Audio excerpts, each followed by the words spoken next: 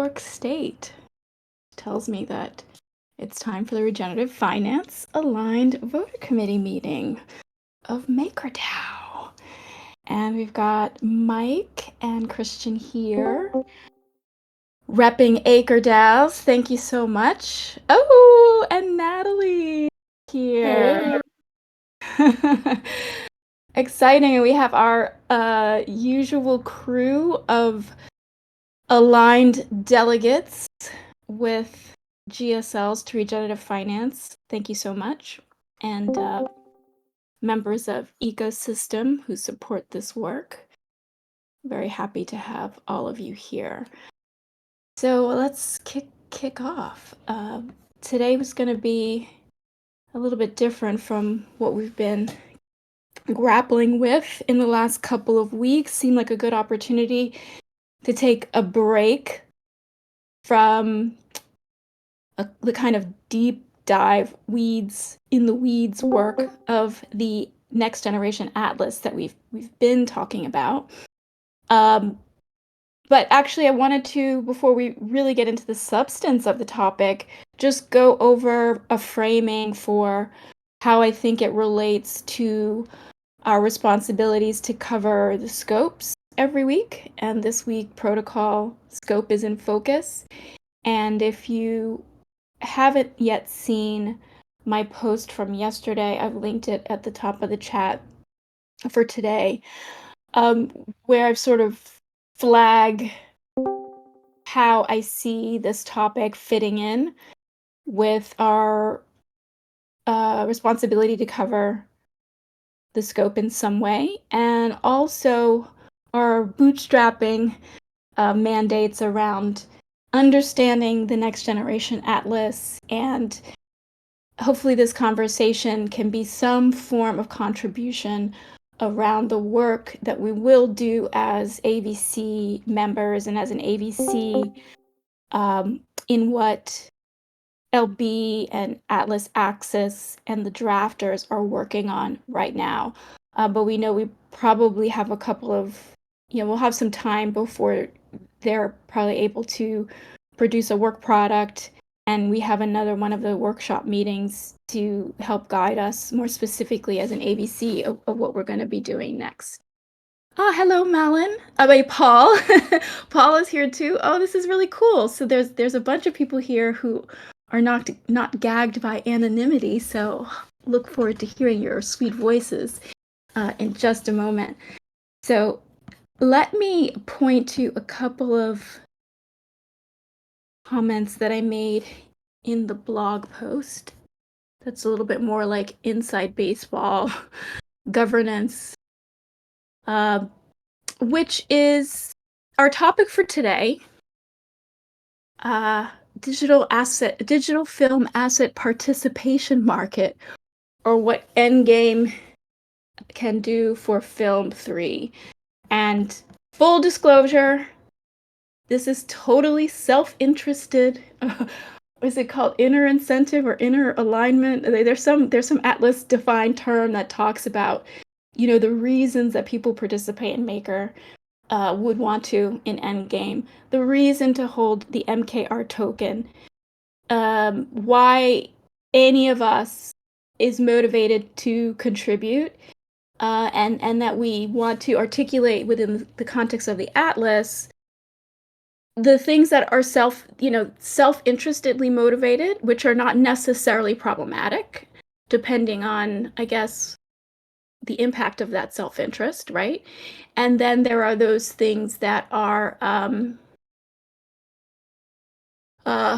gosh, I'm not gonna probably articulate this really well, so I'll just abandon that line of thought.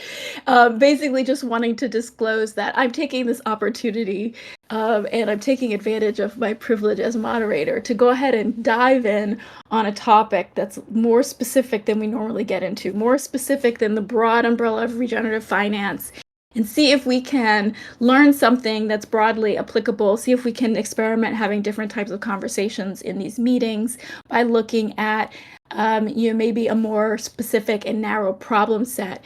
And certainly, this is a blueprint that I hope we can replicate with other participants in the AVC, Mike and Christian, and whoever else may join us down the line. The subjectivity of the work that we do outside of Maker, the things that we care about outside of Maker, that we're bringing those into the conversation here, and that our work and governance, these are my thoughts, not necessarily, not ratified or, signed off on by the AVC as a whole, but that to solely focus only on sort of Maker, the Atlas, a kind of really insular view of what DAI is, that just is not going to help us grow. I think that's not going to help us achieve the impact that we want, the scale, the vision of endgame. And so hopefully this conversation today can be practice, a model where folks can bring in their specific interests outside of Maker, and that we can have a little bit more of a flow back and forth and learn how we're going to make this community attractive to the rest of the world, that we're certainly hoping endgame and sub-DAOs and governance participation and all of the things that are coming, the new brand, and whatever that big number is of DAI or the new stable circulation, how's that, how do we achieve that? And then, and also, particularly from a repi perspective, how do we not only achieve it for the sake of, some business outcome, right? Like, okay, great, we made X amount of income from yield, from RWA, what have you, which is, very cold, my words, very, how can we beat TradFi in a sense that's, to me, like, not as interesting as some of the new things that we could pioneer together, some of the things that we know TradFi can't do. And I think I've said this a million times, like using DeFi and like this technology and all these primitives as a way to sort of like make compliance departments and investment banks obsolete, I mean, and even I'll just digress a little bit, the Real World Asset Summit,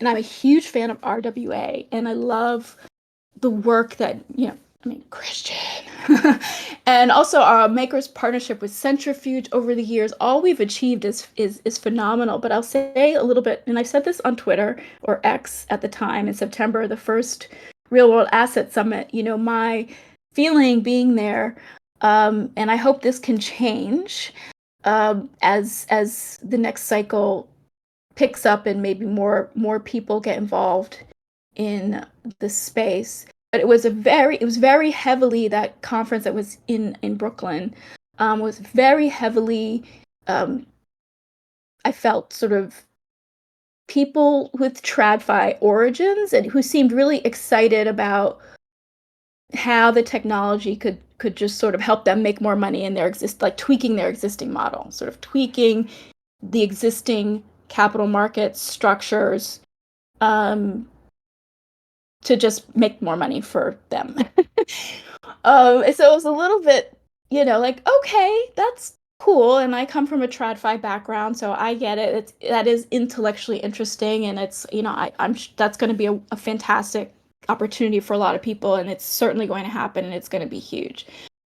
But what I think is more interesting, and that certainly many of you in this room have probably thought about, which is, what are the things that we can do that TradFi just like can't do? What are really the opportunities? Like, where can MakerDAO absolutely lead, and create markets and innovation that no other organization really can? And Christian, I'm going to like put you on the spot on this exact topic, because we've talked about it in many contexts, and So I definitely want to. Um, Maybe I'll just actually even hand it off to you in just a moment. I do want to again just touch on from a governance perspective how this conversation is going to link to the protocol scope. And for the most part, there's not a ton of really informed um, perspective one can give on the protocol scope without being an engineer. So I zoomed in on protocol section 8 about the DAI stablecoin and that all of its development, the new stable, must maintain DAI's permissionlessness and unseizability. And so that for me is a great point of departure, um, where I'm saying, okay, let's remember something core about DAI. Let's remember something sort of initial about the origin of this project. And there was certainly an opportunity over the years and over the year plus when Endgame was debated and kind of fleshed out before it was voted on and ratified, like in very two separate votes. There was definitely ample opportunity and pressure, I might add, to compromise on those two things. The reference is 8, Protocol 8, and it's linked in, I think it's quoted in that. I think I have in that post the link to the MIP. I have the relevant section there because there's not a ton of content on it in the protocol scope.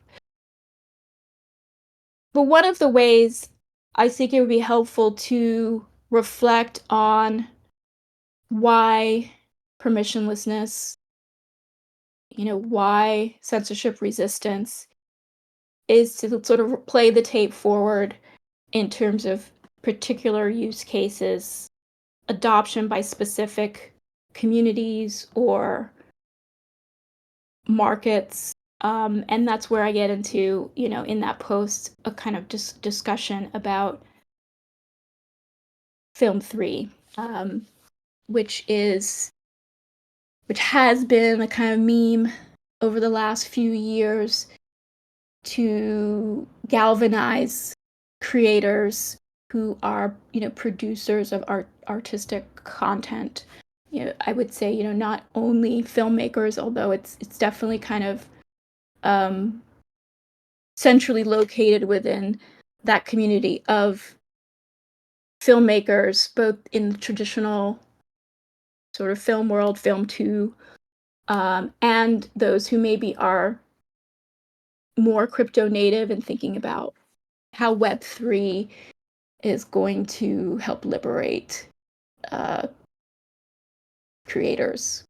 So, with that bit of an intro, I think this conversation can really be unstructured, at least in terms of, as far as the atlas is concerned, because what hopefully will emerge is just a discussion and some things that we can draw upon later when we're working on our policy documents at the end of the quarter, when we are reviewing what the drafters have prepared and we're commenting about added research, we are proposing um,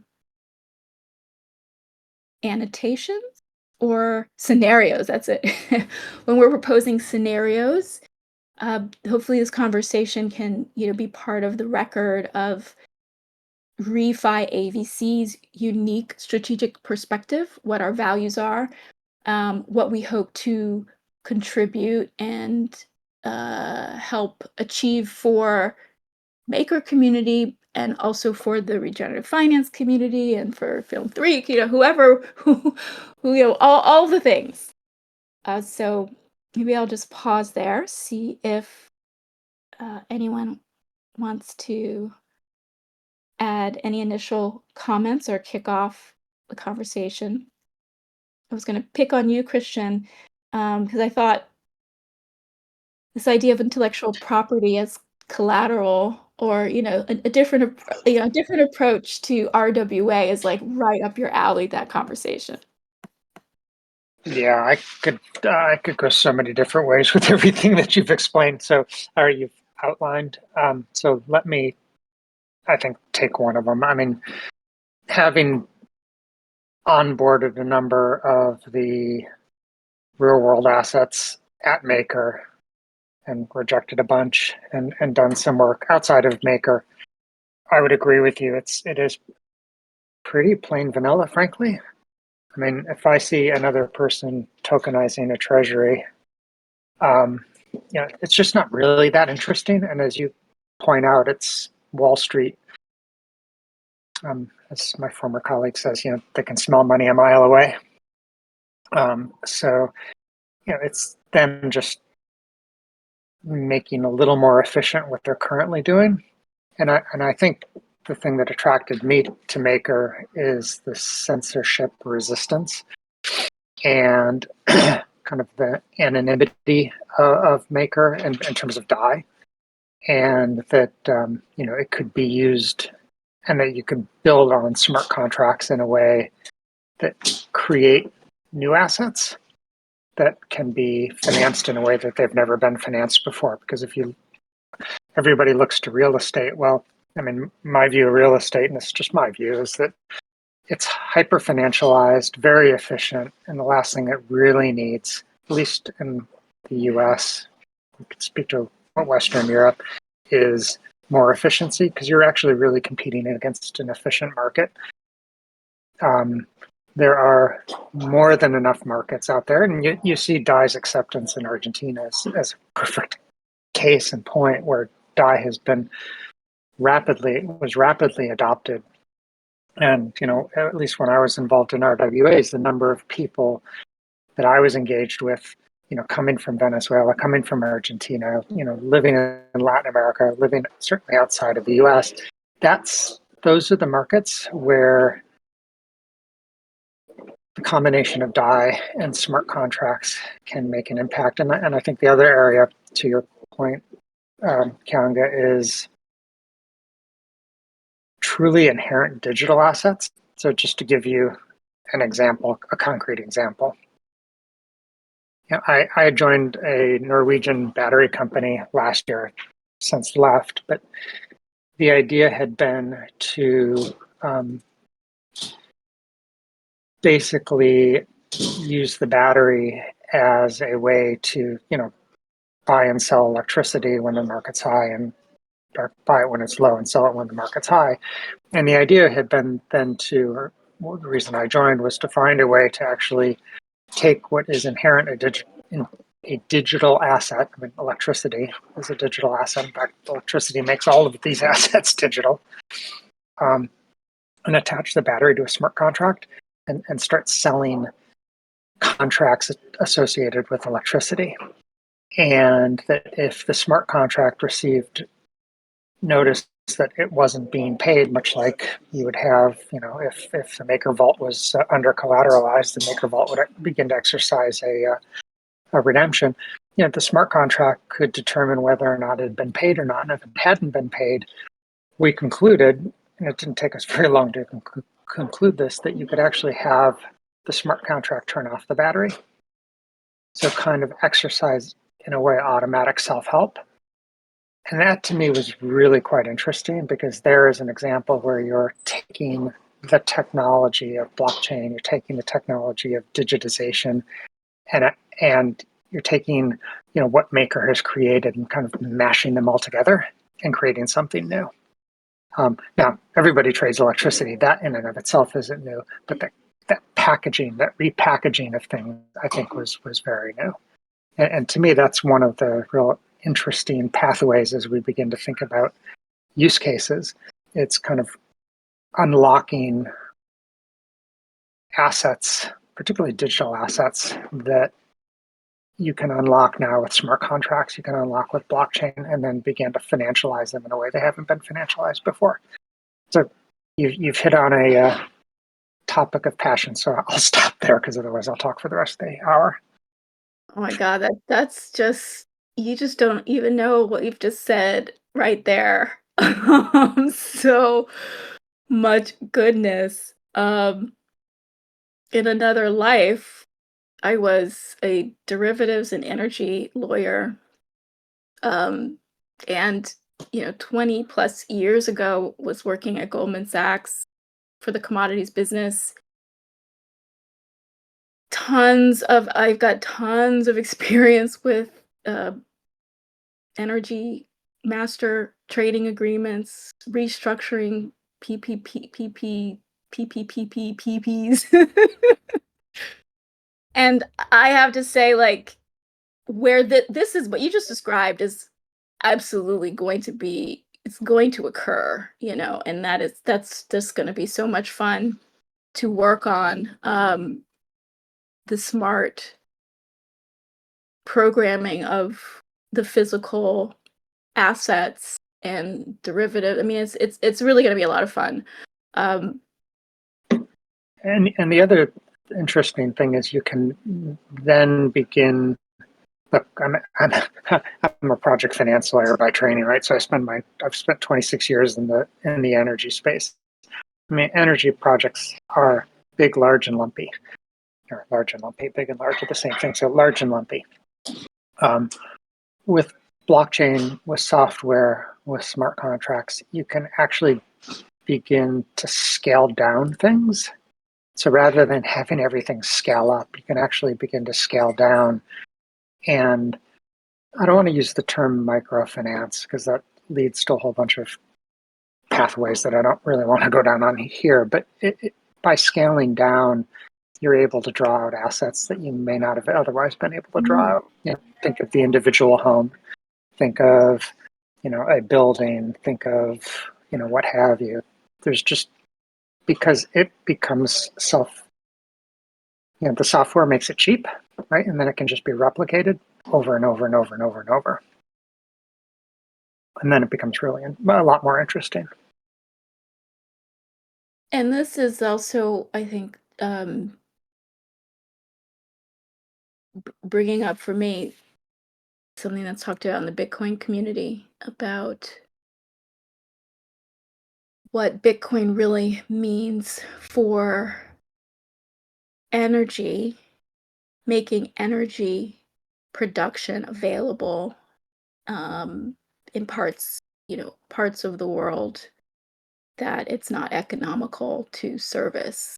I mean, that's a whole other conversation, which obviously we won't have because it's Bitcoin. Although we can talk about Bitcoin here, but this going smaller, certainly aligns with our overall concerns and interests in the underserved and those without access, and like, but from a structural market perspective, right? So we're less interested, I'm less, I'll speak for myself and they saying this, less interested in how we can give away some grants, how we can do charity, which is part of Endgame, which is fabulous. I mean, charity and grants and what have you are wonderful.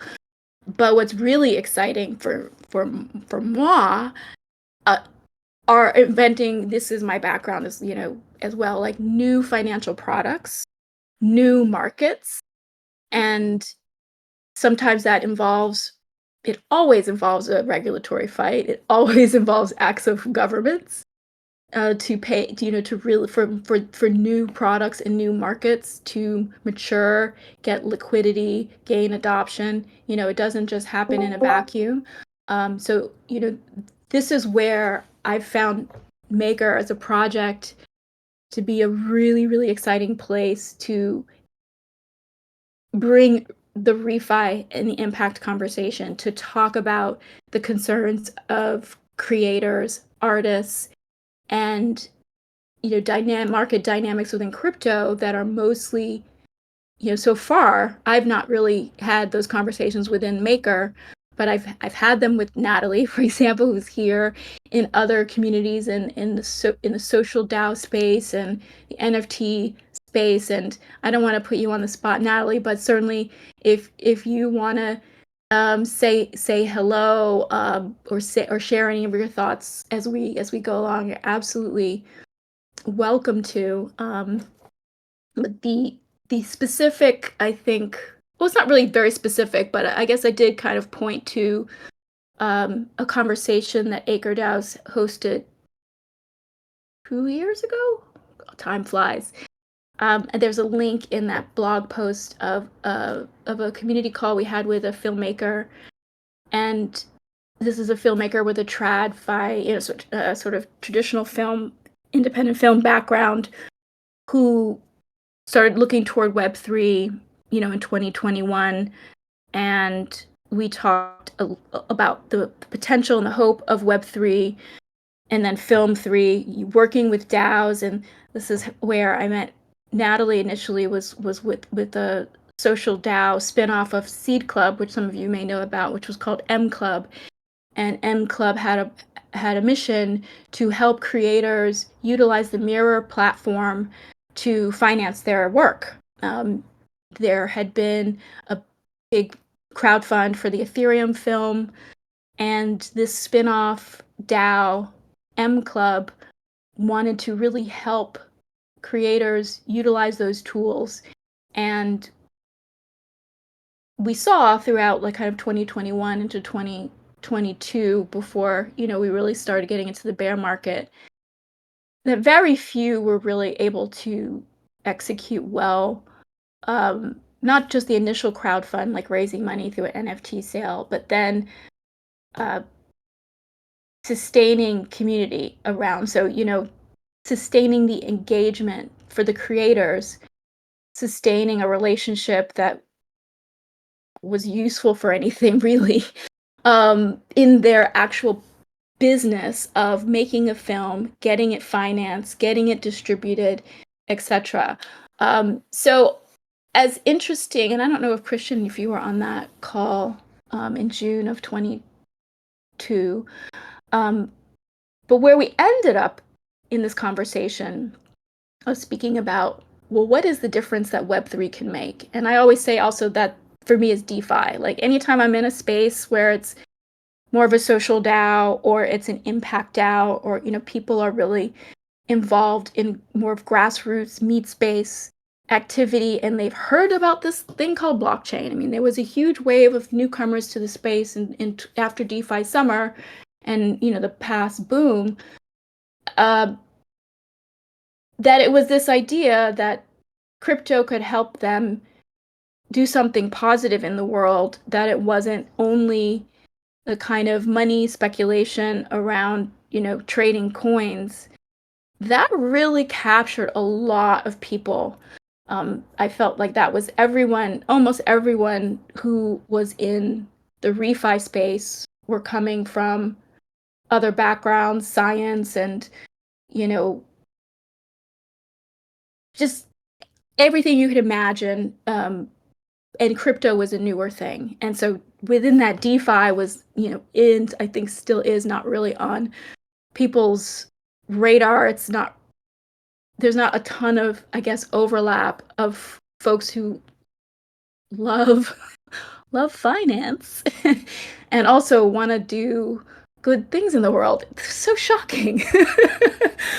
um, but thinking about going beyond, and this definitely, ties in what you're saying also, Christian, thinking of going, when we think about impact and doing good in the world, what more can we do than replicate, like I critiqued RWA for being focused on kind of the plain vanilla, but I would say even when it comes to sort of these conversations we want to have about impact, public good purpose, the things that are in the atlas, and then even for us within regenerative finance, how are we? It's still early, like the meme has not been colonized. I think whatever regenerative finance, it may not even survive as a kind of a unifying concept. But Maker to me seems like the place where we can talk about restructuring markets. So, Ika, to your comment about, do we want to make movies? It's like a movie would be made at the end of the day. But perhaps what we could do is really, I suggested this, invent a whole new type of product. What did I call it? this is something that must have just rolled off my tongue in that call, the digital film asset participation market. I don't know what that is. Pedro, who's with Sovereign Finance, commented to me today on X. Would we want to use intellectual property rights as collateral? I mean, you could. And that's interesting, right? Yeah. Yep. I mean, I think the other thing, and I don't know who, I can't tell from, maybe it was Ika guy that had written this, a comment. Yeah, I guess it was Ika guy who had written about trying to make movies on a mini DAO, and in some sense, I think the Atlas, the AI, Atlas AI, sub-DAOs, smart contracts, going to this miniaturization of everything, and I could be totally wrong, by the way, but going to the miniaturization of everything. And also to your point, Kyanga, about community involvement, I think one of the struggles, at least the struggle I saw with Maker, was it was too big, right? It was trying to be everything to everybody.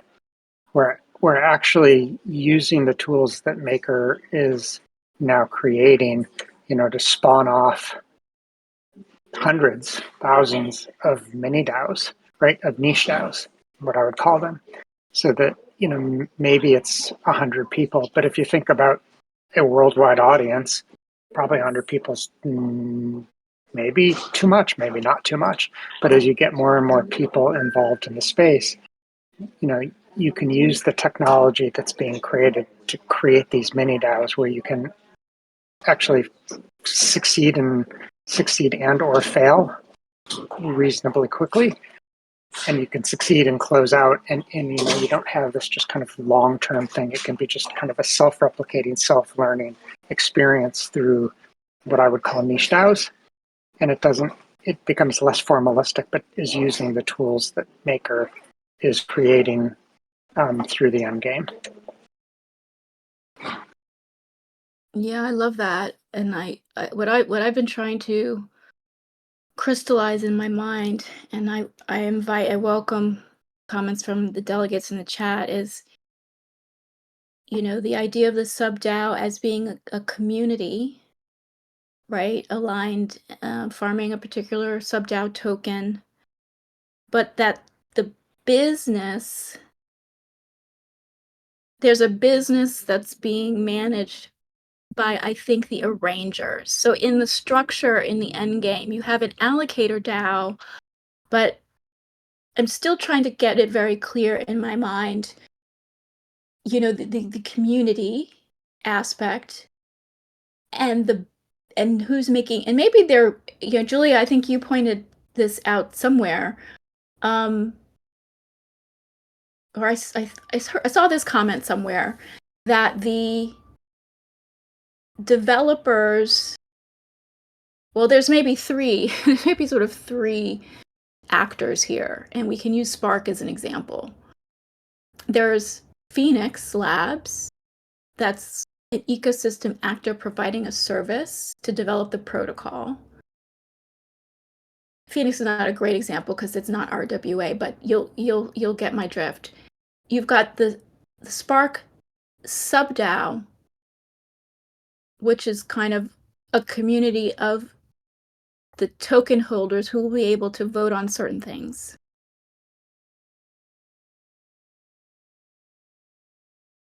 And then there's the protocol. And I think in an RWA context, along the branch with the protocol, you could say we've got these arrangers, you've got asset managers, you've got like professionals who are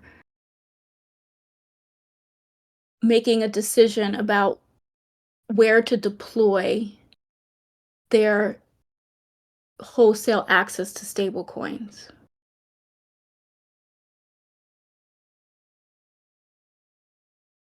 So this is a relationship that I don't see in crisp lines.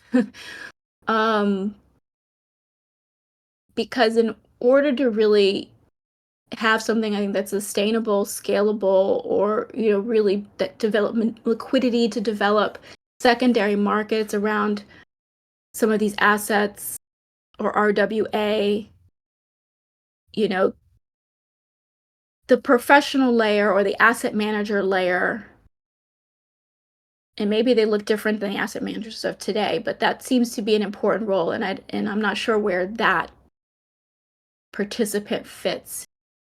So Bonapublic is saying there once was an Alphabet application called Google Play Music that can be called experimental that never got any traction. We could say this could be similar to a mini DAO experiment where a sub-DAO can try a moonshot idea and it can either scale or fail. Yeah, I mean, I definitely see that as key to the sub-DAO and mini DAO model. But I'm trying to dig a little bit deeper to really get a clear picture of who's doing the work that you did with the Christian, or that Block Tower or or Monetalis are doing, and maybe not so much Monetalis, but I think of Block Tower as being interested in a certain type of product. And so in my film example or in my imagination that there could be a new way of film finance that's a Web3 method where the intellectual property that normally gives rights to receive income, whether through distribution or what have you, can somehow be tokenized.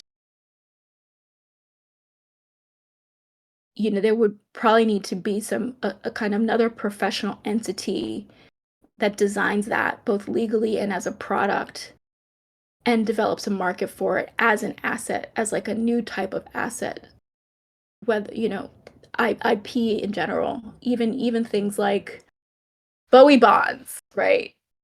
Exactly. Exactly. I mean, look, I think it's there. And Boy Bonds is a great example. But, if you think of Web3 film, so if I understand that, that's, where the views are going directly to the creator. I would, not knowing anything about smart contracts, so I'll just speak broadly. I mean, it seems like you build a smart contract around that. And given that everything is digital anyway, it seems then you're just pointing one contract to another contract to another contract, such that, if you need to do a cash waterfall of who gets paid when, where, what, how, that just all gets programmed in. I mean, I think the struggle that I see, and I don't know that your traditional RWAs are going to ever achieve what people want, is because you're still dependent on banks, right? I mean, if a bank would allow a smart contract to layer on top of an account, like if I had an account and said, okay, Maker, I'm going to do X, Y, and Z, and by the way, if I don't do X, Y, and Z, you can take my money and just have it be done by a smart contract. I don't think banks would ever allow that, or my brokerage account's never going to allow that. But if you can do it on Web3 and build things around smart contracts, then I think you can. But I think it's going to require people moving away from a traditional what they know structure and say, okay, well, we know the principles that need to exist. We know the principles that need to apply. We think we have the technology to allow those principles to be put into application. For instance, you'd need some type of oracle. Well, okay, we've got all sorts of oracles. Maybe it's a new oracle. And then just really at some point beginning to, piece these pieces together into Mal and Paul's comment. Right, exactly. The problem is you have middlemen. And I think if they're digital assets and things are truly digital and can be captured in a smart contract, then you can at least begin to think about getting rid of the middleman.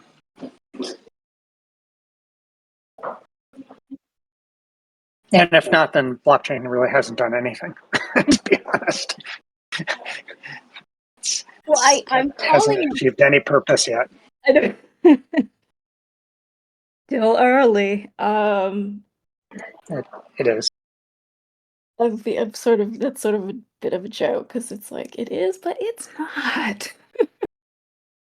Um, so I mentioned a paper. I linked to a paper in that post as well. And I'm dog fooding, my own research. So I also full disclosure, this Elmo production company that's come up with a concept. They claim to have solved the securities problem because really, I mean, the programming, Natalie, to your point of the blockchains obviously works. It should pretty straightforwardly work well to identify who created what. I mean, especially we're not even gonna have time to touch on like, gosh, this is the new Apple Pro. Everybody basically like Ready Player One being our reality like next year. So in that world, everything really clearly can all be on the blockchain. But programming smart contracts to make sure distributions go to whoever owns the IP and all of that. But I think getting the money into the project in a new way is where we run into, right, like securities laws problems in terms of how we want to be able to use Web3, how we want to be able to crowdfund and have community and have another way that artists can fund outside of the traditional gatekeepers or the traditional financing models. So this project claims that their method of sort of selling tokens that give you IP rights and there's some structure with a deed. I don't know. I read it, but I don't know. I'm just collecting it as like conceptual art right now. But I feel like it has the outlines of something that we do need to solve if there's going to be an actual method that creators can tap into. So it's like the token fund, the crowd fund, the NFT sale, like it's not scalable. Begging Gitcoin and whoever else for grants, you know, doesn't work for a lot of people. And also I worked in philanthropy. Yeah, I'm like had 100 lives. But I mean the perverse conflicts of interest that occur between the grantees and the grantors and their very different agendas that I think really limits what we could otherwise what builders could otherwise do.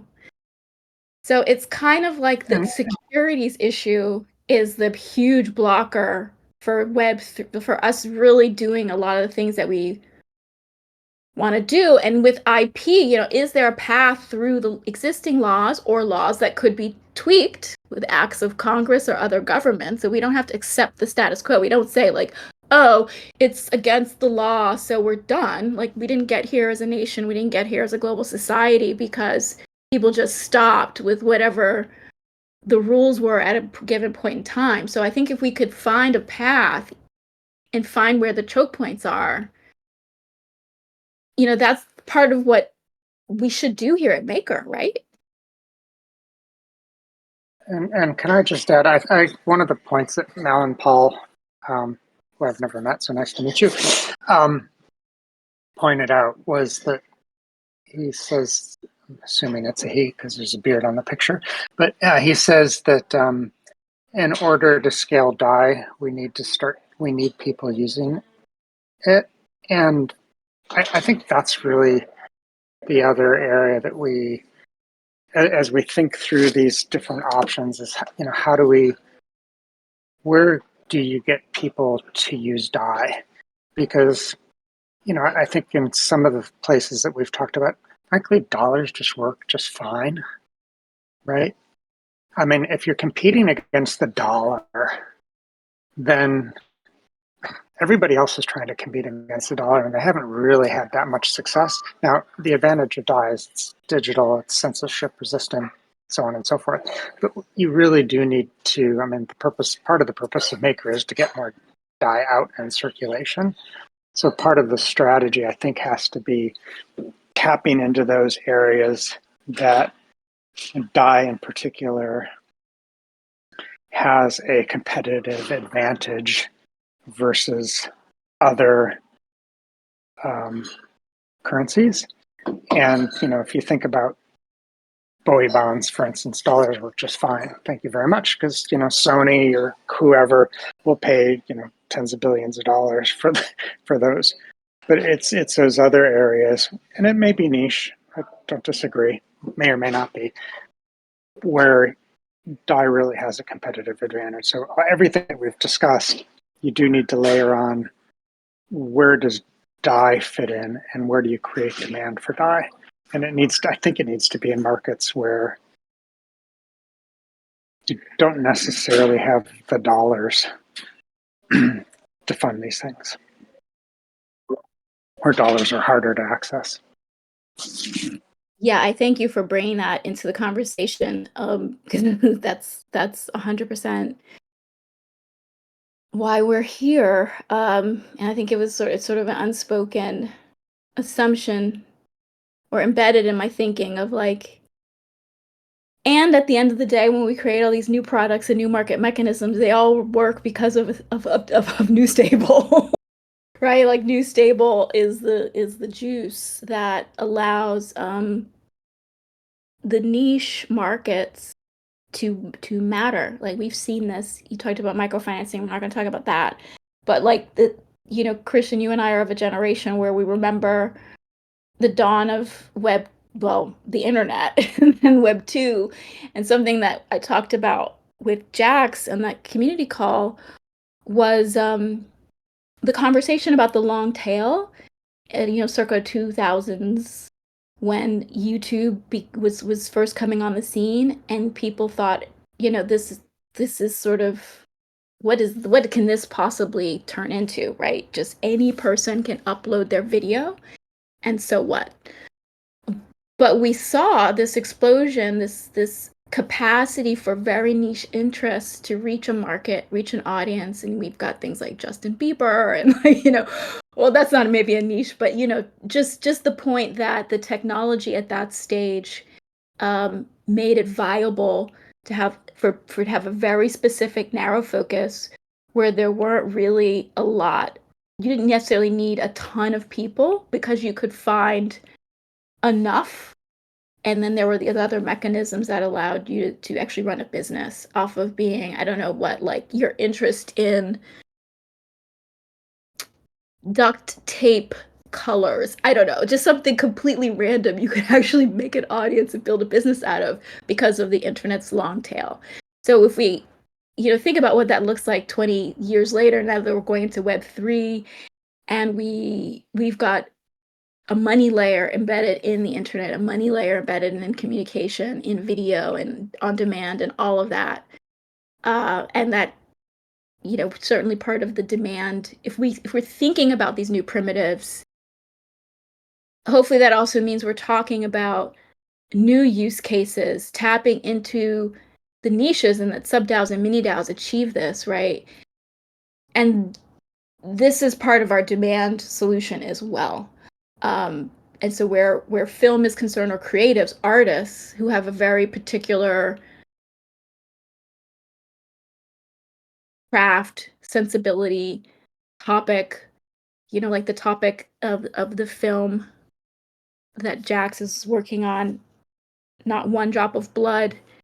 It's like cattle mutilation in Oregon, these like mythical, very strange. I mean, it's like it's like a HBO, series where the cattle are just coming up like mutilated in the field, and people are like, is it aliens? Like, what's going on here?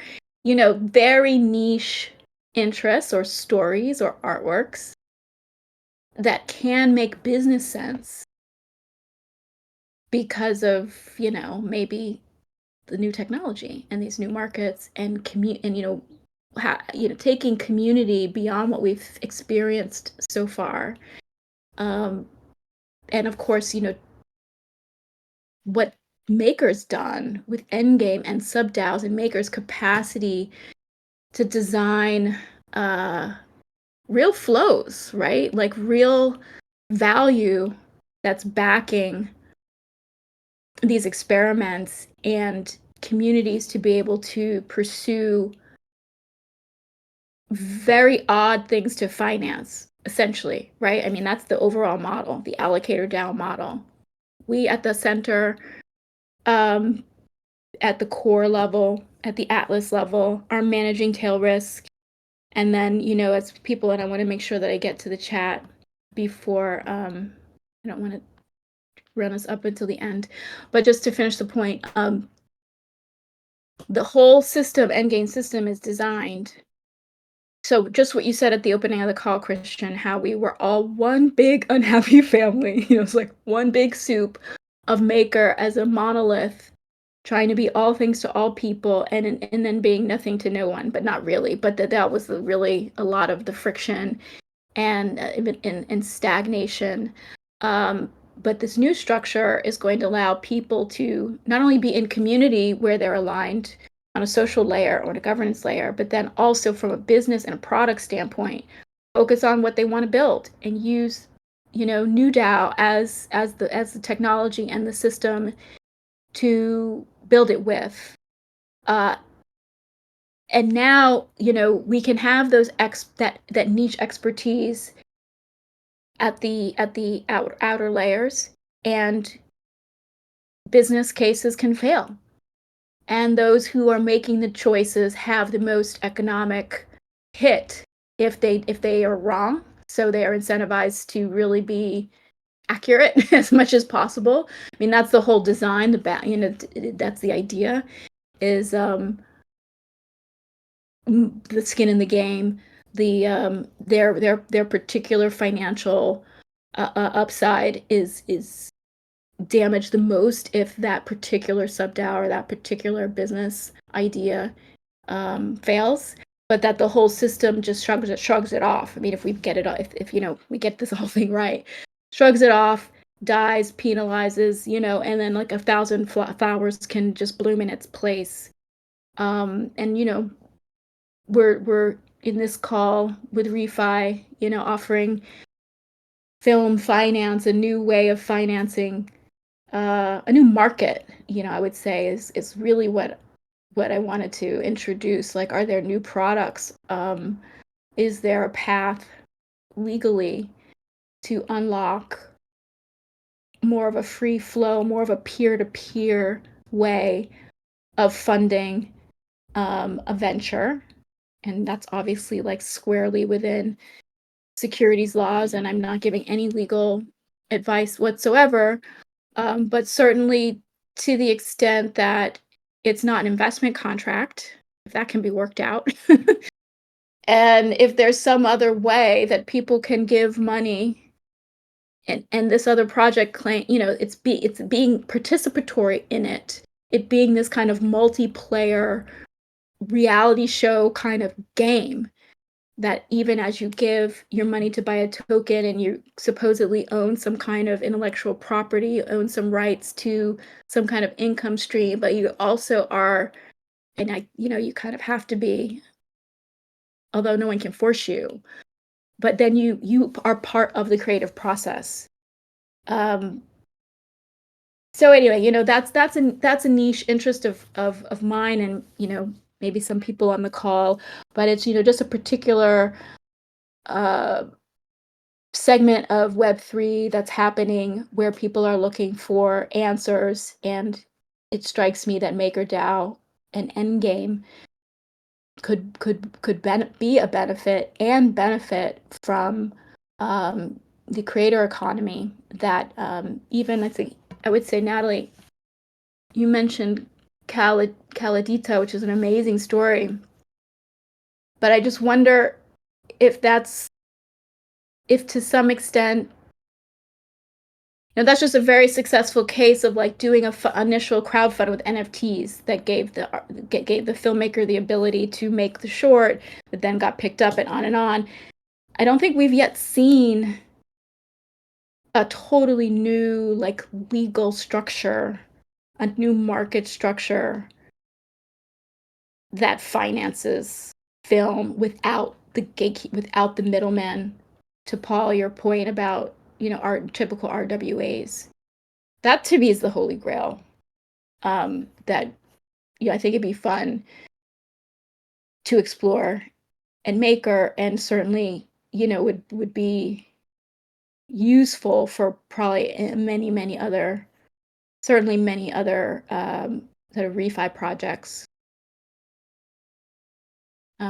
Okay, we've got 5 minutes. I'm going through the chat. Anyone else, feel free to come off mic, and not Mike, although love to hear from you, Mike, but I may come off mute. Could speak on the mic if you want to add anything before we conclude in 5 minutes.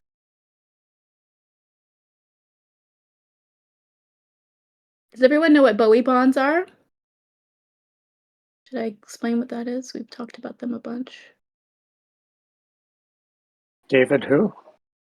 I know, right? There was this pop star called David Bowie.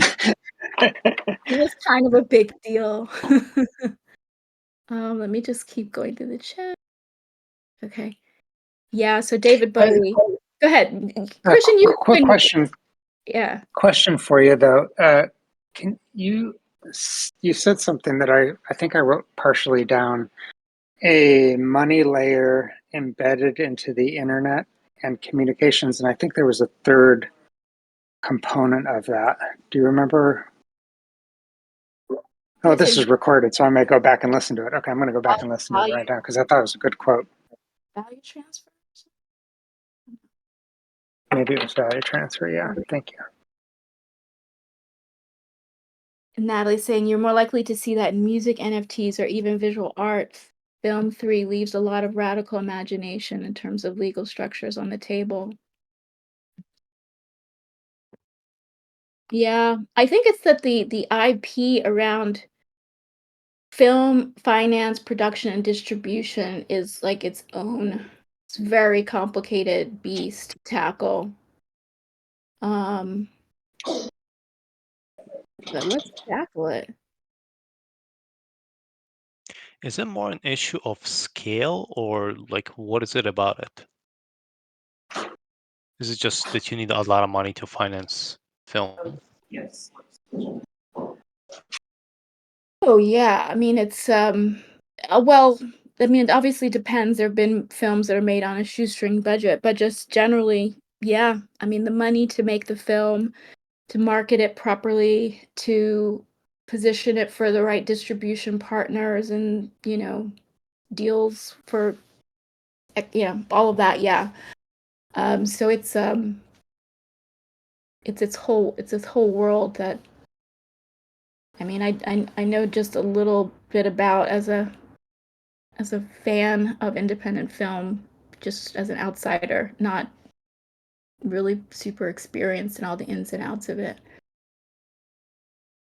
But raising money for films and then being able to, the other piece that Jax talked about was his particular story about the cattle ranchers in Oregon and the mystery. The studios were like, okay, great, yeah, we'll produce it, or then they want to control the art. They want to like control the creative process. And so that's the other piece. It's not only the raising the money, but then it can really get down to the creative control and what actually gets made. Or once an artist maybe does strike a deal, then it's okay, well now you're going to change these 10,000 things, and the work is no longer really the work. And so we all are impoverished because of the gatekeeping that's happening with the consolidation of, how many companies own probably 90% of all media distribution. Who's not who what how is this impacting the content, the quality that we have access to? So even as we maybe have, maybe have these other channels in which to get content, there's still the business opportunity for the artist to be able to make the content. The business model for that is really also extremely difficult. So yeah, the idea is, would a whether it's an asset, a new product that could be collateral for a kind of a sub-DAO, or some other design for the industry, I don't know, but just some particular sector, industry, and constituency that maybe we could think about, as users of DAI, demand for DAI, new markets that would integrate DAI, program new stable, into their smart contract mechanisms. Yeah. Okay, I mean, I everyone feel like can. there's Yeah, go definitely ahead. potential. There's definitely potential, just like as I said before, just like in the mechanisms that we already have, to decentralize, the financing. That's just one thing. I mean, I don't think you.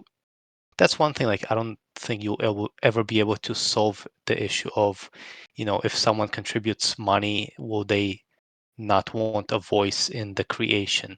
But one thing you can do is obviously decentralize, and kind of, not have too many, censors of the work. So I think that's something that, that's the potential of Web3, I think. But where we are now and where we can get to, that's, it's still hopium. It all starts with a bit of hopium. It all Yep. starts in imagination. Well, we're a little bit over time. Google Bowie bonds. We didn't have a chance to talk about it, but yeah, it's pretty cool innovation in terms of new products. Um, Natalie's typing. I'm gonna wait. Say it real quick. Yeah. This has been incredible. My brain's like going 900 miles per hour. Instead of taking 85 minutes to type. I think Mike was just talking. Like, I find that most people actually don't. And speaking as somebody who's like knee deep in like film stuff, I did Blockbuster DAO. I worked on community there, and then also in music and all these other little NFT worlds. That people want access. They want access to you, which is kind of creepy, but they don't necessarily want to own you. They don't want to, like, they actually don't end up participating heavily in like the creative process, and I've seen that time and time and again. And so something to explore in future conversations. And I urge people to kind of browse around. So this is a great conversation. Thank you for the invite, Kianka. Thanks for being here. But to make sure I understand your point, Natalie, are you making a distinction between the kind of funders who are coming through social DAOs and the current Web3 expectations versus, the people financing in the traditional sense that want? Yeah. Okay. The people showing up that are financing projects in the space want community mostly, right? I mean, they're like, that's the whole point.